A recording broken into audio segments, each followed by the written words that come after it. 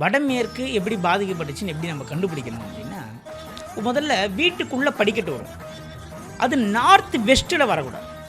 அதாவது வடமேற்கில் கார்னரில் படிக்கட்டு வரக்கூடாது. வந்ததுனால என்ன ஆகும்னா, மூத்த குழந்தையோட லைஃப்பை டிஸ்டர்ப் பண்ணும். டிவோர்ஸ் லெவலுக்கு கொண்டு போகும். அந்த வீட்டில் கோர்ட்டு கேஸ் இருக்கும். குழந்தையின்மை பிரச்சனை இருக்கும். இல்லைன்னா அந்த வீட்டில் இருக்கக்கூடிய பசங்களை தாய் தந்தைக்கிட்டேருந்து பிரித்து வெளிநாட்டுக்கு அனுப்பிச்சி வச்சு காலை உடைச்சி ஆப்ரேஷன் பண்ணி வச்சிடும். அவங்க வீட்டில் ஒரு நாய் வளர்ப்பாங்க, நாய்க்கு கால் உடைஞ்சி போயிடும். ஒரு டிரைவர் வேலை செய்வார், டிரைவர் கால் அடிக்கும். ஒரு வீட்டு வேலை செய்வாங்க, அந்த அம்மா கால் அடிக்கடி அடிக்கும்.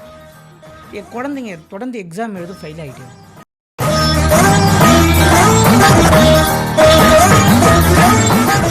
நம்ம வாங்கின இடத்துல வடமேற்கு பாதிப்பு இருக்குது அப்படின்னா நம்ம வந்து சரி பண்ணலாம். இப்போ வந்து வடமேற்கு வந்து இந்த ரோடு குத்துறது அப்படின்றது வந்து அந்த மாதிரி விஷயங்களுக்கெல்லாம் வந்து நம்ம என்ன சரி செய்ய முடியும் சார்? அந்த இடத்தை விட்டு காலி பண்ணிடணும். ஏன்னா ஒரு பரிகாரமோ ஒரு மெட்டீரியலோ ஒரு மனிதனுடைய வாழ்க்கையில் மாற்றத்தை ஏற்படுத்தும். அந்த இடத்த விட்டு மூவ் ஆகி போகிறது தான் அவங்களுடைய அடுத்த லெவல் வாழ்க்கையை குறிக்கும். ஆனால் அதை சில பேர் என்ன பண்ணுவாங்கன்னா, இதெல்லாம் ஒரு வாழ்க்கையை மாற்றமாக நினச்சி அந்த இடத்துல இந்த வாழ்க்கையை தோற்றவர்களும் இருக்காங்க, மூவ் ஆகி ஜெயிச்சவங்களும் இருக்காங்க. இப்போ வடமேற்கில் வந்து படிக்கட்டுகள் வந்து இருக்கக்கூடாதுன்னு முன்னாடி சொல்லியிருந்தீங்க.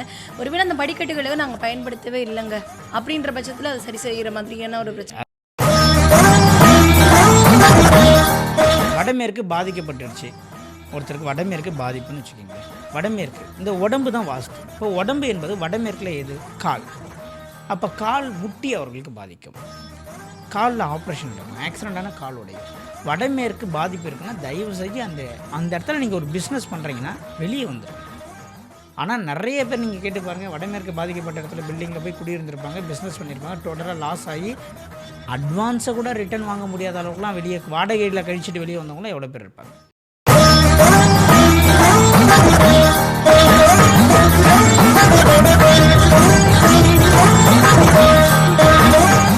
டிவைன் நோட்ஸ் நேயர்களுக்கு நர்மதாவின் அன்பான வணக்கம். நம்மளுடைய சேனலை தொடர்ந்து பல்வேறு விதமான ஆன்மீக, ஜோதிட, வாஸ்து சம்பந்தமான பதிவுகள் பார்த்துட்ருக்கோம். அந்த வகையில் இன்றைக்கி நம்ம பார்க்க போகிற இந்த ஒரு பதிவு எதை பற்றி பேச போகுது அப்படின்னு சொல்லி கேட்டிங்கன்னா, வாஸ்து சம்பந்தமாக நமக்கு இருக்கக்கூடிய பல்வேறு விதமான சந்தேகங்களுக்கு ஒரு தெளிவான விளக்கம் கொடுக்கறதுக்காக நம்ம கூட இன்றைக்கி ஏஎல்பி ஜோதிடர் சம்பத் சுப்பிரமணியம் அவர்கள் அடைஞ்சிருக்கிறாங்க. வணக்கம் சார். வணக்கம் சார். தொடர்ந்து நம்ம வந்து நிறைய ஜோதிடம் சம்மந்தமான விஷயங்கள் பேசியிருக்கோம் சார். இன்றைக்கி வந்து வாஸ்து சம்மந்தமாக நம்ம பேசலான் இருக்கோம் சார். ஏன்னா வாஸ்து அப்படின்ற வார்த்தையை கேட்டாலே நிறைய மக்கள் வந்து பயப்படுறது உண்டு. வாஸ்து அப்படின்னு யாரையாவது கூட்டிகிட்டு வந்துட்டோம்னாலே இதை இடிங்கப்பா, இதை மாற்றுங்கப்பா, இதை பண்ணுங்கப்பா அப்படின்னு சொல்லிடுவாங்களோன்ற ஒரு பயம் இருக்குது. உண்மையிலே வாஸ்து அப்படின்றது என்ன பண்ணும் சார்? அதாவது வாஸ்து தான் ஒரு மனிதனுடைய வாழ்க்கையை நிர்ணயம் செய்கிறது. இதுதான் உண்மை. ஒரு சில வீட்டுக்கு வாஸ்து பார்க்க போகும்போது அப்படியே மிரண்டு போய் நிற்பாங்க நிறைய பேர். உள்ளே போகும்போதே நம்மளுக்கு அந்த வீட்டில் இருக்கிறவங்களுக்கு என்ன நடக்க போகுது, என்ன நடந்திருக்குன்னு ரொம்ப ஈஸியாக தெரிஞ்சிடும். ஏன்னால் இந்த வெற்றிடமாக இருக்கக்கூடிய ஒரு இடத்த நீங்கள் கட்டிடம் கட்டி மூடி உள்ளே ஒரு காற்றை வந்து டம்ப் பண்ணுறீங்க இல்லையா, இதுதான் வாஸ்து.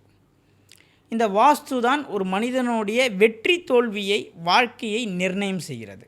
அதில் துளி அளவு மாற்றம் கிடையாது. வாஸ்து என்பது இல்லை என்று சொன்னவர்களும் ஒரு காலகட்டத்தில் வாஸ்து என்பது உண்மையாக இருக்குமோன்னு நினச்சி வாஸ்து பார்த்தவங்களாம் இருக்காங்க. ஸோ வாஸ்து வந்து பவர்ஃபுல்லான ஒரு விஷயம். ஒரு மனிதனை அம்பானி மாரியும் ஆக்கும், ஆண்டியாகவும் ஆக்கும். அந்த வாஸ்து என்பது ஒரு மனிதனுடைய வாழ்க்கையில் அதுதான் நம்மளை ப்ளே பண்ணி கொண்டு போகுதுன்னு கூட நான் சொல்லுவேன் சார். இந்த வாஸ்துலேயே வந்து நிறைய பேருக்கு இந்த வடமேற்குன்ற வார்த்தையை வந்து கேள்விப்பட்டிருப்பாங்க சார். ஏன்னா இந்த வடமேற்கு சரியில்லைன்னா அப்படி ஆகிடும், வடமேற்கு சரியில்லைன்னா இப்படி ஆகிடும், வடமேற்கு சரியாக இருந்தால் இதெல்லாம் நடக்கும் அப்படின்ற மாதிரி நிறைய பேர் சொல்லுவாங்க. உண்மையிலே வடமேற்கு அப்படின்றது ஒரு வீட்டுக்கு எந்த அளவுக்கு முக்கியம் சார்? வடமேற்கு என்பது ஒரு பெண்ணுடைய கற்பை சொல்லக்கூடிய இடம். வடமேற்கு என்பது வெளிநாட்டை சொல்லக்கூடிய இடம். வடமேற்கு என்பது ஒருத்தனுடைய ஒழுக்கத்தை சொல்லக்கூடிய இடம். எல்லாருமே இந்த வாஸ்துவில் பெர்மிட் வாங்கி வச்சா மாறிடும், நான் கருங்காலி போட்டேன் மாறிடும் அப்படி தான் நினச்சிட்ருக்கேன். கிடையாது. அதனால தான் நான் வந்து இந்த ப்ராடக்ட் பற்றிலாம் எதுவும் பேச மாட்டேன். காரணம் என்னென்னா, என் வாழ்க்கையில் நான் ஒரு சொந்த வீடு வாங்குகிறேன், எனக்கு அப்போ வாஸ்து தெரியாது. தென்மேற்கில் வந்து வீட்டில் கிணறு இருக்குது, வாங்கணும். ஒரு வருஷத்தில் அந்த வீடை சென்னையில் விற்றுட்டோம். அந்த வீடை விற்ற அந்த சோகத்திலேயே வந்து மிகப்பெரிய ஒரு மன ரீதியாக பாதிக்கப்பட்டு இவ்வளோ பெரிய வீட்டை விற்றுட்டோமேன்ட்டு மிகப்பெரிய அந்த கேள்விக்கு விடையே கிடைக்கல. அதுக்கப்புறம் நம்மளுடைய வாழ்க்கையில் நடந்த நிறைய கஷ்டங்களை உள்ளே போய் பார்க்கும்பொழுது தான் நிறைய டிக்ஷனரி மாரி தெரிஞ்சுக்கிட்டோம். அப்போது இங்கே வாஸ்து என்பது நீங்கள் நம்பலனாலும் இந்துவாக இருந்தாலும் கிறிஸ்டினாக இருந்தாலும் முஸ்லீமாக இருந்தாலும் வெளிநாட்டில் யாராக இருந்தாலும் வாஸ்து என்பது ஒரு மனிதனை அதுதான் வழிநடத்தி கொண்டு செல்கிறது என்பதில் துளியளவு மாற்றம் கிடையாது. இந்த வடமேற்கு பாதிக்கப்படக்கூடாது. நம்ம ஏன் வடமேற்கை பற்றி சொல்கிறோம் அப்படின்னா, ஒரு மனுஷனுக்கு மனசு சந்தோஷமாக இருந்ததுன்னா நோய் வராது. மனசு சந்தோஷமாக இருந்ததுன்னா அவன் செய்கிறதெல்லாம் கரெக்டாக செய்வான், கரெக்டாக சக்ஸஸும் ஆகும். அவன் மனசு சரியில்லாத டைமில் அவன் எவ்வளோ எஃபெக்ட் போட்டாலும் ஏதோ ஒரு இடத்துல அவன் டிஸ்டர்ப் ஆகி தோத்துக்கிட்டே இருப்பான். இந்த மனதை குறிக்கக்கூடிய இடம் வடமேற்கு. இந்த வடமேற்கு மிக சரியாக இருக்க வேண்டும். ஒவ்வொரு வீட்டிலும் மீறி தவறினால் அந்த வீட்டில் மிகப்பெரிய பண இழப்பு ஏற்படும். சார், இப்போ வடமேற்கு அப்படின்றது பாதிக்கப்பட்டுருச்சு அப்படின்றது நமக்கு எப்படி தெரியும் சார்? ரொம்ப ஒரு அற்புதமான கேள்வி. வடமேற்கு எப்படி பாதிக்கப்பட்டுச்சுன்னு எப்படி நம்ம கண்டுபிடிக்கணும் அப்படின்னா, முதல்ல வீட்டுக்குள்ளே படிக்கட்டு வரும். அது நார்த் வெஸ்ட்டில் வரக்கூடாது. அதாவது வடமேற்கில் கார்னரில் படிக்கட்டு வரக்கூடாது. வந்ததுனால என்ன ஆகும்னா, மூத்த குழந்தையோட லைஃப்பை டிஸ்டர்ப் பண்ணிடும், டிவோர்ஸ் லெவலுக்கு கொண்டு போகும். அந்த வீட்டில் கோர்ட்டு கேஸ் இருக்கும், குழந்தையின்மை பிரச்சனை இருக்கும். இல்லைன்னா அந்த வீட்டில் இருக்கக்கூடிய பசங்களை தாய் தந்தைக்கிட்டேருந்து பிரித்து வெளிநாட்டுக்கு அமுச்சு வச்சிடும். காலை உடைச்சி ஆப்ரேஷன் பண்ண வச்சிடும். அவங்க வீட்டில் ஒரு நாய் வளர்ப்பாங்க, நாய்க்கு கால் உடைஞ்சு போயிடும். ஒரு டிரைவர் வேலை செய்வார், டிரைவர் கால் அடிப்படும். ஒரு வீட்டு வேலை செய்வாங்க, அந்த அம்மா காலில் அடிக்கடிக்கு அடிப்படும். குழந்தைங்க தொடர்ந்து எக்ஸாம் எழுதும், ஃபெயில் ஆகிட்டே வரும். அப்போது வடமேற்கில் முதலில் ஒரு வீட்டுக்குள்ளே கார்னரில் படிக்கட்டு வரக்கூடாது, முதல் விஷயம். ரெண்டாவது, வடமேற்கில் நிச்சயமாக தண்ணி தொட்டி வரவே கூடாது. தண்ணி தொட்டி வந்துருச்சு வடமேற்கில் அப்படின்னா நிச்சயமாக அந்த வீட்டில் மிகப்பெரிய அளவில் பண இழப்புகள் ஏற்படும். இவங்க நம்பி யாரோக்கிட்டே பணம் கொடுப்பாங்க, அந்த பணம் வரவே வராது. இவங்ககிட்ட போய் ஏன் கொடுத்தீங்கன்னு கேட்டால், ஏன் கொடுத்தேன் எனக்கே தெரிலங்கன்னு சொல்லுவாங்க. அந்த மனதை அது பறித்து விடும். இப்போ வடமேற்கு என்பது பணத்தை பல கோடி லட்சக்கணக்கில் இழப்புகளை ஏற்படுத்திவிடும். அப்போ அந்த இடத்துல தண்ணி டேங்க் வரக்கூடாது. சரி, தண்ணி டேங்க் வரல, வீட்டுக்குள்ளே படிக்கட்டு வரல. இப்போ வீட்டுக்கு வெளியே நான் படிக்கட்டு போட்டுக்கலாமா? ஆனால் வீட்டுக்கு வெளியே வடமேற்கில் படிக்கட்டு போடலாம், ஆனால் படிக்கட்டுக்கு கீழே பாத்ரூம் போடக்கூடாது. ஏனென்றால் அது மதர் வாலோடு சேர்ந்து நார்த் வெஸ்ட் எக்ஸ்டெண்ட் ஆகிடும். அப்போ வீட்டுக்கு வெளியே நீங்கள் அவுட்டரில் படி போடுறீங்கன்னா அது மதர் வாலோடு டச் ஆகி போடக்கூடாது. கேன்டிலிவராக நீங்கள் போட்டுக்கலாம், இல்லை மதர் வாலில் டச் ஆகி போட்டால் போடலாம், ஆனால் படிக்கட்டுக்கு கீழே பாத்ரூம் நிச்சயமாக போடக்கூடாது.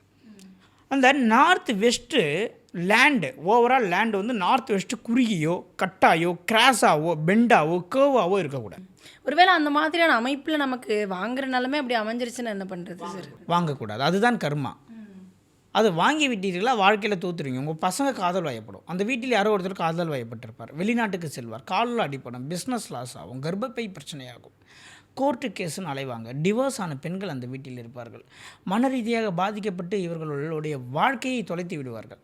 பைத்தியம் பிடிச்ச மாரி ஆகிடும், பித்து பிடிச்ச மாரி ஆகிடும். வடமேற்கில் படிக்கட்டு இருந்தாலோ பள்ளம் இருந்தாலோ செப்டிக் டேங்க் இருந்தாலோ நிச்சயமாக இந்த பிரச்சனைகளை, செப்டிக் டேங்க் நிச்சயமாக இருக்கலாம் வடமேற்கில், ஏன்னால் அதில் கழிவுகள் வெளியேற்றக்கூடிய இடம்.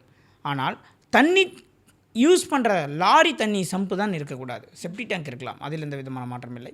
அதேமாரி வடமேற்கில் படிக்கட்டு இருக்கலாம், படிக்கட்டுக்கிட்ட பாத்ரூம் இருக்கக்கூடாது. வடமேற்கில் வடக்கில் நீங்கள் வாசல் வைக்கிறீங்க, இப்போது வடக்கு பார்த்த வாசல் ஒருத்தருக்கு, அது ஈஸ்ட்டு சைடு இருக்கணும், வெஸ்டர்ன் சைடு நோக்கி இருக்கக்கூடாது. இருந்ததுனால் அது வடமேற்கு வாசலாகிடும், அவர்களுக்கும் வடமேற்கு பாதிப்பாகிடும்.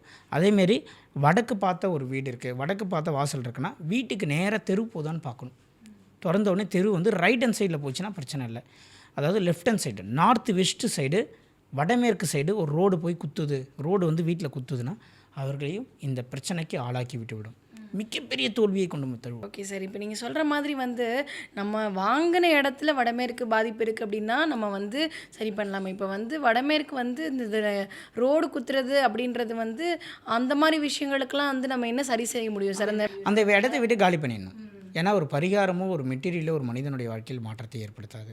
அந்த இடத்த விட்டு மூவ் ஆகி போகிறது தான் அவங்களுடைய அடுத்த லெவல் வாழ்க்கையை குறிக்கும்.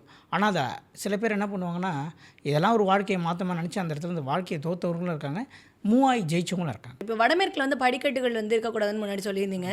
ஒருவேளை அந்த படிக்கட்டுகளை நாங்கள் பயன்படுத்தவே இல்லைங்க அப்படின்ற பட்சத்தில் அதை சரி செய்கிற மாதிரியான ஒரு பிரச்சனை. அது நீங்கள் பயன்படுத்தவில்லை என்றாலும் அது தவறு தான், அது இடித்து விட வேண்டும். அதாவது வீட்டுக்குள்ளே மதர்வால் உள்ள தலை வாசலுக்குள்ளே வடமேற்கு கார்னரில் படிக்கட்டு வந்ததுன்னா இடிச்சிடணும், அதில் எந்த விதமான மாற்றம் இல்லை. இப்போ வடமேற்கில் வெளியே படிக்கட்டு போட்டிங்கன்னா அது கேன்டிலிவராக இருக்கா இல்லைனா மதர்வாலோட ஒட்டியிருக்கான்னு பார்க்கணும். மெயினாக பாத்ரூம் படிக்க கீழே வரவே கூடாது. செப்டிக் டேங்க் மட்டும் அட்ஜஸ்டபிள் வடமேற்கில் போட்டுக்கலாம். தண்ணி தொட்டி போடக்கூடாது, பள்ளங்கள் வரக்கூடாது, இடம் குறுகிய லெவலில் இருக்கக்கூடாது. ஒரு சின்னதாக நான் செடி நட்டு சின்னதாக ஒரு பள்ளம் தோண்டி தண்ணி ஊற்றுறேன் அப்படின்னாலும் அது பெரிய பாதிப்பை ஏற்படுத்தும். வீட்டில் ஒரு சின்ன செடி வைக்கிறது கூட தவிர ஆமாம், செடி வச்சா தண்ணி ஊற்றுவீங்க இல்லையா? அப்போ தண்ணி ஊற்றுறீங்கன்னா சின்னதாக பள்ளம் நோண்டுவீங்க இல்லையா? அப்போ வடமேற்கு பள்ளம் ஆகிடும் இல்லையா? வடமேற்கில் லிஃப்ட் வரக்கூடாது. வடமேற்கில் லிஃப்ட் வந்தால் நிச்சயமாக பெரிய ஒரு பெண்கள் விஷயத்தில் ஆண்களுக்கு அவப்பேர் இருக்கும். நீங்கள் சொன்ன எந்த விஷயங்களுமே எங்கள் வீட்டில் இல்லை. இருந்தாலும் வடமேற்கு பாதிப்பு இருக்கக்கூடிய உங்களுடைய வீட்டில் என்னென்ன விஷயங்கள்லாம் நடக்குமோ அதெல்லாம் எனக்கு நடக்குது அப்படின்றவங்களுக்கு என்ன மாதிரி விஷயங்கள் நீங்கள் தீர்வாக கொடுப்பீங்க சார்? வடமேற்கு நான் சொன்ன இந்த மாதிரி பிரச்சனைகள் இருக்குது. ஆனால் வடமேற்கு நல்லா இருக்குன்னு ஒருத்தவங்க சொல்கிறாங்கன்னா கிடையாது. அவங்க தப்பாக புரிஞ்சிட்டு இருக்காங்க. வடமேற்கு ஏதோ ஒரு இடத்துல பாதிக்கப்படாமல் இந்த பிரச்சனை வராது. அது ரொம்ப மைன்யூட்டாக பார்க்கணும். மதர்வாலை விட்டு பால்கனி இருக்கலாம், ஃபோர்ட்டிகோ இருக்கலாம், இல்லை வடமேற்கில் சின்ன செடி இருக்கலாம், இல்லை கரையான் புத்து கூட இருக்கலாம். ஸோ அதை நம்ம ரொம்ப நுணுக்கமாக பார்க்கும்போது தான் தெரியும். வடமேற்கு பிரச்சனை ஒருத்தவங்களுக்கு இருக்குது. வடமேற்கில் ஒரு ரோடு குத்துது, வடமேற்கால் பாதிக்கப்பட்டீங்க அப்படின்னா முதல்ல நீங்கள் வீட்டை ஆல்ட்ரு பண்ணிக்கணும். உங்களுக்கு இந்த மெட்டீரியல்லாம் தயவு செஞ்சு வேண்டாம், உங்களை வாழ்க்கையை மாற்றாது. ரெண்டாவது, வீட்டை ஆல்ட்ரு பண்ணவே முடியாது சார், ரோடு குத்துது, தெருக்குத்தா இருக்குன்னா அந்த இடத்த விட்டு காலி பண்ணிடணும். ஓகே. 2, சார் நான் வீட்டை விட்டு காலி பண்ணுறேன், இந்த வீடை விற்கணும், நல்ல ரேட்டுக்கு விற்கணும் இப்போ அப்படின்னு ஒரு கேள்வி வரும். சில பேருக்கு சார் நான் ஆல்ட்ரு பண்ணுறேன், ஆனால் ஆல்ட்ரு பண்ணுறதுக்காச்சும் பணம் வரணும்ல, அதுக்கு ஒரு கேள்வி வரும் இல்லையா? இவர்களுக்கு எல்லாம் ஒரே பதில், முடிந்தால் விஜயவாடா கனகதுர்கை சென்று பாதிக்க வேண்டும். விஜயவாடா கனகதுர்கை தான் வடமேற்குக்கு கடவுள். வடமேற்குனா என்னென்னா, ஒரு விஷயத்தை ஒரு இடத்துலேருந்து இன்னொரு இடத்துக்கு நவுத்தி கொண்டு போய் சொல்கிறது காற்று. அப்போது விஜயவாடா கனகதுர்கை என்பது இந்த வடமேற்கு பிரச்சனையை தீர்த்துவிடும். அங்கே கர்கமாலா என்ற ஒரு பூஜை செய்வாங்க. பிக் ஷாட்ஸ் மட்டும்தான் அதை கலந்துப்பாங்க. நம்ம வடமேற்கு பாதிக்கப்பட்டவர்கள் யாராக இருந்தாலும் கர்கமாலா பூஜை கோவில் கட்டணம் கட்டி அந்த பூஜையில் கலந்து கொண்டு அந்த அம்பாளியிடம் பிரார்த்தனை செய்தால் வடமேற்கு பிரச்சனைக்கு தீர்வு உண்டு. ஆனால் இது டெம்பரரி தீர்வாக தான் இருக்கும். ஒரு வீடை விற்கிறதுக்கோ வீடை மாற்றுறதுக்கோ ஆல்ட்ரேஷன் பண்ணுறதுக்கோ அந்த அம்பாள் வழி கட்டுவாங்க. ஆனால் செய்த பிறகு தான் முழு பலனை நீங்கள் அனுபவிக்கும். இப்போ எத்தனையோ தெய்வங்கள் இருக்கும் பொழுது விஜயவாடா கனகதுர்க்கையே வடமேற்குக்கு பாதிப்பு ஏற்பட்டவங்களுக்கு சொல்கிறதுக்கு காரணம் என்ன சார்? விஜயவாடா கனகதுர்க்கை இருக்காங்க இல்லையா, அந்த கோவில் ஒரு வடமேற்கு பாதிக்கப்பட்ட கோவில். சார் என்ன சார், பாதிப்பு இருக்கிற இடத்துக்கே நீங்கள் போயிட்டு வாங்க சரியாகும்னு சொல்கிறது எப்படி சார்? அதுதான் நான் முன்னாடி சொன்னது மாதிரி, ஒருத்தர் குழந்தையே இல்லை, அவர் குழந்தை நல மருத்துவராக இருந்தால் நிறைய குழந்தை பிறக்கும். அவர் ட்ரீட்மெண்ட் பார்த்தா இழந்ததை தான் ஒருத்தர் கொடுக்க முடியும் என்பதை தான் நீங்கள் மறுபடியும் புரிஞ்சுக்கணும். ஒருத்தருக்கு கண்ணு சரியாக தெரியலன்னு வச்சுக்கிங்களேன், அவர் கண்டாக்டர் ஆக சொல்லுங்களேன். நம்ம நினைப்போம் கண்ணே தெரியாத எப்படியா கண்டாக்டர் ஆக முடியும். இல்லை, அவர் இழந்து விட்டார். ஆனால் அவர் கொடுக்குறது சக்ஸஸ் ஆகும். அவர் மனசு ஃபுல்லாக என்ன வேலை செய்யும், நம்மளுக்கு கண்ணு தெரியலையே, கண்ணு தெரிஞ்சால் எப்படி இருக்கும் வாழ்க்கை அந்த எண்ணம் போய் அவர் ஃபுல்லாக ஊறிடும். நான் தான் சொல்கிறேன், எண்ணமே தான் செயலாகும்னு சொல்கிறேன் இல்லையா? ஆனால் நீங்கள் சொல்கிறது இது பாசிபிளாக இருக்குமா சார்? இது எப்படி சார்? இல்லை, பாசிபிளாக இருக்குமான்றதுக்காண்டி இப்போ நான் சொல்கிறேன், விஷம் இருக்குது, கடகராசி நாயர்கள் குடித்தா சாக மாட்டாங்க, சிம்ம ராசி நாயர்கள் குடித்தா சாவாங்கன்னு சொல்ல முடியுமா? அது எப்படி சார் முடியும்? 12 ராசிக்காரங்க குடித்தாலும் சாவதானே, அதோடைய ரியாக்ஷன் வேலை செய்யும் இல்லையா? அப்போது நீங்கள் நம்பினாலும் நம்பலைனாலும் இந்த பிரபஞ்சம் ஒரு சில விஷயத்தை செய்யும், அது அதோடைய கடமை. இப்போது விஜயவாடா கனகதுர்கா போயிட்டு வாழ்க்கையில் மிராக்கல் நடந்தவங்க என் கிளைண்ட்டை வேணால் நீங்கள் நேரடியாக இன்டர்வியூ எடுத்துக்கங்க. நான் வாங்க விஜயவாடாக்கு நான் கூப்பிட்டு போகிறேன் அப்படின்னு சொல்லி நான் டூர் போட்டால் நீங்கள் கேட்கலாம். ஏன்னா அதில் ஒரு ப்ராஃபிட் இருக்கும். நீங்கள் என்கிட்ட வரவே வேண்டான்றது தான் என்னுடைய கருத்து. எவ்வளோ நாளைக்கு நானே ஜோதிடம் பார்த்துட்டு ஜாதகம் பார்த்து மக்களை வழி நடத்த முடியாது இல்லையா? அப்போ மக்களுக்கு இருக்கக்கூடிய உண்மையை உடைச்சிட்டு போயிட்டா, நம்ம வியாசர் அகத்தியர் வாழ்ந்த காலத்தில் எவ்வளோ மக்களுக்கு எவ்வளோ சொல்லி வச்சுட்டு போயிருக்காங்க. நம்மளும் எதனா ஒரு மக்களுக்கு எதனா ஒரு சேவை செய்வோமேன்றதுக்கு தான் இந்த விஷயத்தெல்லாம் உடைச்சி ஓப்பனாக உண்மையை சொல்லிகிட்டு இருக்கோம். நம்ம எதை இழைக்கிறோமோ அதை நாம் பிறருக்கு கொடுக்க தகுதியானவர்கள் என்பதை நீங்கள் மறந்துவிடும். இப்போ வடமேற்கில் இந்தந்த விஷயங்கள்லாம் இருக்கக்கூடாது அப்படின்னு சொன்னீங்களே சார், எந்தெந்த விஷயங்கள் இருந்தால் நல்லது சார்? வடமேற்கில் எப்பொழுதுமே ஒரு கலை, கற்பனை, மீடியா, அரசியல். இப்போது வடமேற்குன்னு வச்சுக்கிங்களேன், வடமேற்கில் ஒரு இடம் பில்டிங் தப்பாக இருக்குன்னு வச்சுக்கோங்க, அங்கே குடும்பம் தான் இருக்கக்கூடாது, ஆனால் கட்சி ஆஃபீஸ் இருக்கு. ஏன்? கெட்டுப்போன இடத்துல, ஒரு வடமேற்கு கெட்டுப்போன இடத்துல ஒரு கட்சி ஆஃபீஸ் இருந்ததுன்னு வச்சுங்களேன், மிகப்பெரிய அளவில் வளர்ச்சி அடையும். இல்லாததை இருப்பதாக காட்டுவது வடமேற்கு. அப்போ அங்கே கட்சி என்பதும் ஒரு மீடியா என்பதும் ஒரு ப்ரெஸ் என்பதும் இல்லாததை இருப்பதாக காட்டக்கூடிய தொழில்கள், அதெல்லாம் அங்கே இருந்ததுன்னா பெரிய லெவலில் சக்ஸஸ் ஆகும். இப்போ இந்த நீங்கள் சொல்கிற கேட்டகரியில் இருக்கக்கூடிய தொழில்கள் இல்லாமல் நான் வேறு தொழில் பண்ணுறேன், ஆனால் அந்த வடமேற்கு பாதிப்பு இருக்குமோன்ற ஒரு பயம் இருக்குது அப்படின்னா அந்த தொழிலை அவங்க தொடரலாமா கூடாதா? இன்றைக்கே இந்த செகண்டே இந்த நிமிஷமே அந்த இடத்த விட்டு வெளியே வந்துடணும். வடமேற்கு பாதிக்கப்பட்டுருச்சு, ஒருத்தருக்கு வடமேற்கு பாதிப்புன்னு வச்சுக்கிங்களேன், வடமேற்கு. இந்த உடம்பு தான் வாஸ்து. இப்போ உடம்பு என்பது வடமேற்கில் எது? கால். அப்போ கால் முட்டி அவர்களுக்கு பாதிக்கும். காலில் ஆப்ரேஷன் நடக்கும், ஆக்சிடெண்ட்டான கால் உடையும். வடமேற்கு பாதிப்பு இருக்குன்னா தயவு செஞ்சு அந்த இடத்துல நீங்கள் ஒரு பிஸ்னஸ் பண்ணுறீங்கன்னா வெளியே வந்துடுங்க. ஆனால் நிறைய பேர் நீங்கள் கேட்டு பாருங்கள், வடமேற்கு பாதிக்கப்பட்ட இடத்துல பில்டிங்கில் போய் குடியிருந்திருப்பாங்க, பிஸ்னஸ் பண்ணியிருப்பாங்க, டோட்டலாக லாஸ் ஆகி அட்வான்ஸை கூட ரிட்டர்ன் வாங்க முடியாத அளவுக்குலாம் வெளியே வாடகையில் கழிச்சிட்டு வெளியே வந்தவங்களாம் எவ்வளோ பேர் இருப்பாங்க. இன்னொரு முக்கியமான விஷயம், இந்த வடமேற்கு பாதிக்கப்பட்டவர்களுக்கு இந்த தையல் மிஷின் வாங்கி கொடுப்பது மிகப்பெரிய பரிகாரம். நான் என்ன காரணத்துக்காக தையல் மிஷின்ஸ்? இப்போ உடம்புல வடமேற்குனா கால், உடம்புல வடமேற்குனா கால், சரிங்களா? தையல் மிஷின் என்பது எதை குறிக்கும்னா காலை அடிப்படையாக கொண்ட வேலை, காலை மட்டுமே அடிப்படையாக கொண்ட வேலை, சரிங்களா? டிரைவர் என்பது காலை அடிப்படையாக கொண்ட வேலை. நம்ம வண்டி வாங்கி கொடுன்னு சொல்ல முடியாது இல்லையா?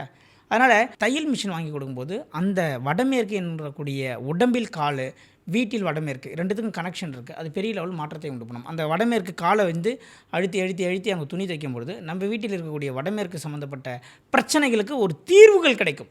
கண்டிப்பாக சார். ஸோ வடமேற்கு பாதிப்பு ஏற்பட்ட வீடு எப்படி இருக்கும், அந்த வடமேற்கு பாதிப்புனால என்னென்ன மாதிரியான விஷயங்கள் நடக்கும், அது நடக்காமல் தடுக்கிறதுக்கு விஜயவாடா கனகதுர்க்கி எப்படி பிடிச்சிக்கணும் அப்படின்றத பற்றி ஒரு தெளிவான விளக்கம் கொடுத்தீங்க சார். கண்டிப்பாக அதை பார்த்துட்டு இருக்கக்கூடிய நேயர்களுக்கு ரொம்ப பயனுள்ளதாக இருக்கும் நம்புகிறோம். ரொம்ப நன்றி சார். நன்றி மேடம்.